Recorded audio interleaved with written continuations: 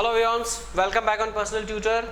दोस्तों, इस वीडियो में हम लोग सॉल्व करने वाले हैं क्लास 10th एक्सरसाइज 3.6 का क्वेश्चन नंबर 2 का last part 3। Question says Ruhi travels 300 kilometre to her home partly by train and partly by बस।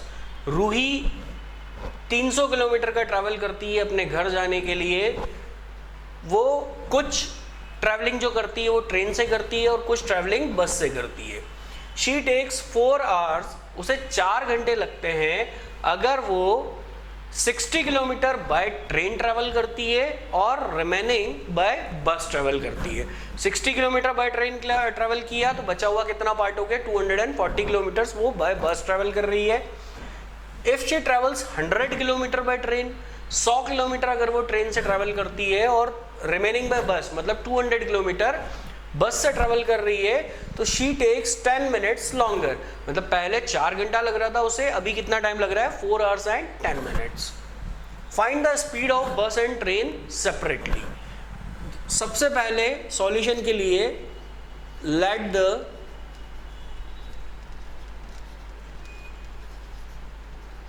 Speed of train x kilometer per hour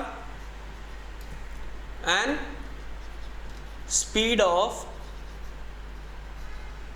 bus y kilometer per hour।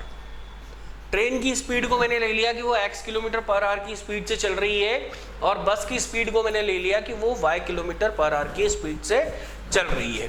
अब दोस्तों देखते हैं पहली situation. Ruhi travels 300 kilometres to her home partly by train and partly by bus. She takes 4 hours. कितना time लगा उसे? अब ये पहली कंडीशन पे हम बात कर रहे हैं, टाइम उसे लगा 4 आवर्स।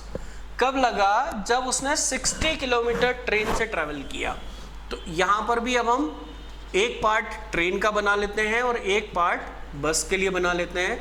ट्रेन से उसका ट्रेवल कितना हुआ, डिस्टेंस उसने लिया 60 किलोमीटर और ये टोटल टाइम है दोनों का, ट्रेन और बस का। ये दोनों का टोटल टाइम है, ट्रेन और बस से मिलाकर उसे कितना लगा है, 4 आवर्स लगा है।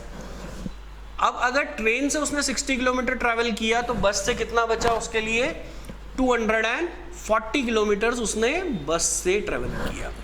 Okay, now distance. अब स्पीड हमने कितनी ले रखी है, ट्रेन की स्पीड है हमारी x किलोमीटर पर आवर, बस की स्पीड है हमारी y किलोमीटर पर आवर। अब इन दोनों का अलग अलग टाइम हमें नहीं पता है, लेकिन दोनों का कंबाइंड टाइम कितना लगा है वो हमारे पास है। दैट मीन्स अगर मैं ट्रेन का टाइम और बस का टाइम, ट्रेन के टाइम को मैं ले लेता हूं T1, बस के टाइम को ले लेता हूं T2, तो अगर मैं T1 प्लस T2 कर दूं तो मुझे टोटल टाइम 4 आवर्स पता है। यहां पर T1 कैसे निकालूंगा मैं और T2 कैसे निकालूंगा? तो दोस्तों टाइम का हमारा फॉर्मूला क्या होता है, time is equals to distance upon speed. Time किसके इक्वल होता है, डिस्टेंस अपॉन स्पीड के। यहां पर टाइम कितना है हमारे पास में, डिस्टेंस कितना दिया हुआ है, यहां पर हमें दिया हुआ है डिस्टेंस 60 किलोमीटर पर आवर और स्पीड हमारी कितनी है, x। तो डेफिनेटली मुझे ट्रेन से इतना ही टाइम लगेगा। जिस स्पीड से मैं ट्रैवल कर रहा हूं उसको अगर मैं डिस्टेंस से डिवाइड कर दूंगा, डिस्टेंस को स्पीड से डिवाइड कर दूंगा तो मेरे पास मेरा टाइम आ जाएगा। तो ट्रेन से मैं इतने टाइम ट्रैवल कर रहा हूं, अब बस से मैं कितने टाइम ट्रैवल करूंगा, 240 अपॉन y। 60 अपॉन x मेरा ट्रेन का टाइम है, बस का टाइम है मेरा 240 अपॉन y। और इन दोनों टाइम्स को अगर मैं ऐड कर दूंगा 60 upon X plus 240 upon Y, तो ये मेरा क्या आ जाएगा, टोटल टाइम आ जाएगा। तो दोस्तों ये बन गई है मेरी equation number 1। 60 upon x, 60 kilometre मैंने ट्रेन से ट्रैवल किया, x किलोमीटर पर आवर की स्पीड से ट्रैवल किया तो मुझे टाइम लगा 60 अपॉन एक्स। 240 किलोमीटर मैंने बस से ट्रैवल किया, y किलोमीटर पर आवर की स्पीड से ट्रैवल किया, मुझे टाइम लगा 240 अपॉन y। ओके, तो ये बन गई मेरी equation number 1। Now second condition पे आते हैं। सेकंड कंडीशन में मेरा डिस्टेंस है 100 किलोमीटर जो मैंने ट्रेन से ट्रैवल किया, बस से मैंने कितना ट्रैवल किया 200 किलोमीटर, बचा हुआ कितना पार्ट है 200 किलोमीटर बचा है। स्पीड पता है हमें x किलोमीटर पर आवर मेरी ट्रेन की स्पीड है और y किलोमीटर पर आवर मेरी बस की स्पीड है। टाइम कितना लगेगा मुझे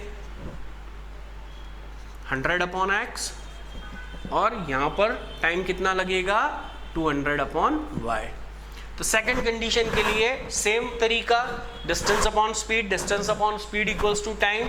अब टाइम एक्चुअल में लग कितना रहा है 4 hours 10 minutes, 100/x plus 200/y equals to 4 hours 10 minutes। लेकिन यहाँ पर हम इसे इस तरह से नहीं लिख सकते हैं 4 hours 10 minutes को, तो इसे हमें कन्वर्ट करके लिखना पड़ेगा। अब 4 hours 10 minutes मतलब 4 hours में एक आवर में कितने मिनट्स होते हैं 60 मिनट्स होते हैं, तो 240 प्लस 10 ये आ गए आपके टोटल मिनट्स कितने लग गए 250 मिनट्स टोटल लगे उसे। अब इस 250 मिनट्स को अगर मुझे आवर्स में कन्वर्ट करना है तो आई विल डिवाइडेड बाय 60, तो ये कितना आ गया मेरा 25/6। तो 4 hours 10 minutes को मुझे क्या लिखना होगा आवर्स में कन्वर्ट करूंगा तो वो कितना आएगा मेरा 25/6। तो दोस्तों ये आ गई मेरी इक्वेशन नंबर 2। इक्वेशन 1 मेरे पास आ गई, इक्वेशन 2 मेरे पास में आ गई।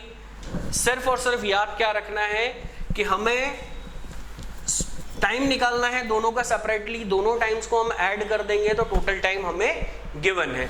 और यहाँ पर 4 hours 10 minutes को हमें आवर्स में कन्वर्ट करके लिखना पड़ेगा पूरा, तो आवर्स में जब कन्वर्ट करेंगे तो 25/6 होगा। अब इसे हम रिड्यूसिंग मेथड से सॉल्व कर लेते हैं। तो let 1/x equals to a and 1/y equals to b। अब 1/x a है तो पहली इक्वेशन आपकी हो जाएगी 60a plus 240b equals to 4 और सेकंड इक्वेशन आपकी हो जाएगी 100a plus 200b equals to 25/6। Okay, equation को हम शॉर्ट भी कर सकते हैं। पहली वाली इक्वेशन को हम लिख लेंगे, 4 कॉमन ले लेते हैं तो 15a plus 60b equals to 1 हो जाएगी। ये आपकी बन गई एक इक्वेशन। सेकंड इक्वेशन में 25 को ऊपर से आप कॉमन निकाल सकते हो, ये 6 का इधर मल्टीपल होगा, लेकिन 25 अगर हम कॉमन निकाल लेंगे तो ऊपर क्या बच जाएगा 6 into 4a plus 8b equals to 1, क्योंकि ये 25 यहां से हट गया है। फाइनली आपकी ये इक्वेशन बनेगी क्या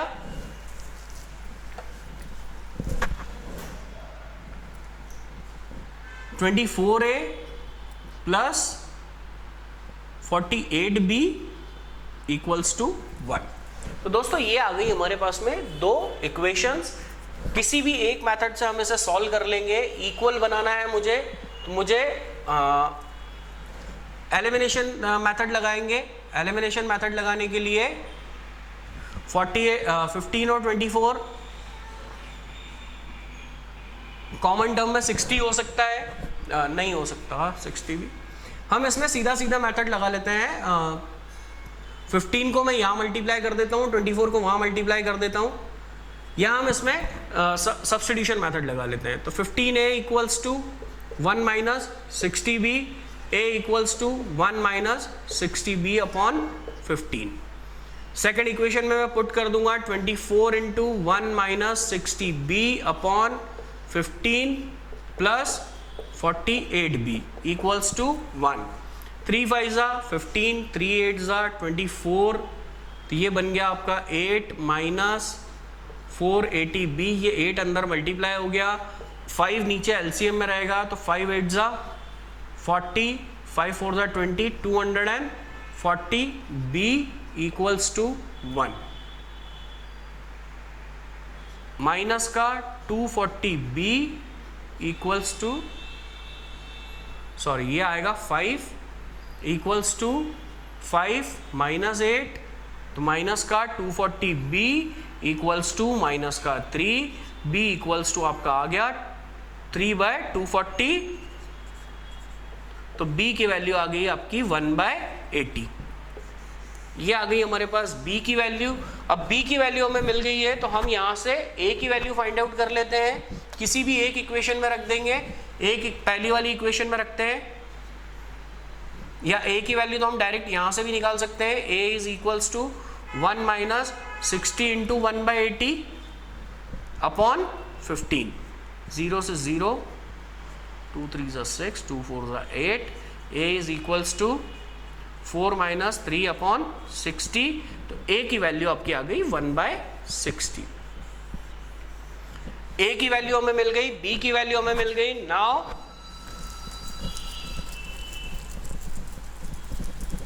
हमें क्या चाहिए था, x और y। a is equals to 1/60 equals to 1/x। तो दोस्तों x इज इक्वल्स टू आ गया मेरा 60, मतलब ट्रेन की मेरी जो स्पीड है वो क्या है 60 किलोमीटर पर आवर। और b की वैल्यू क्या है मेरी 1/80 इक्वल्स टू 1/y, तो y मेरा कितना आ गया 80। बस की स्पीड मेरी क्या है 80 किलोमीटर पर आवर। तो दोस्तों ये दोनों स्पीड हमने निकाल ली।